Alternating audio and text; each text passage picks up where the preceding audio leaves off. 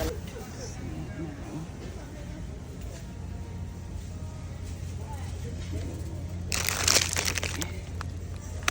หนาวเดินเก้าต่อ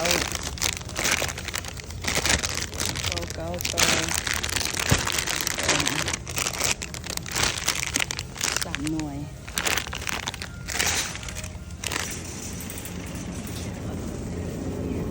อันนี้เป็นถุงผ้าขาว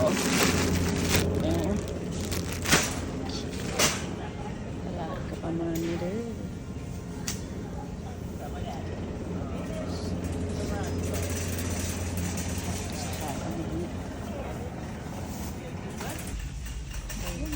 ไปดูซิเด้อกาแฟสตาร์บัคแบบเป็นกระปุกได้มะนาว3 ถุง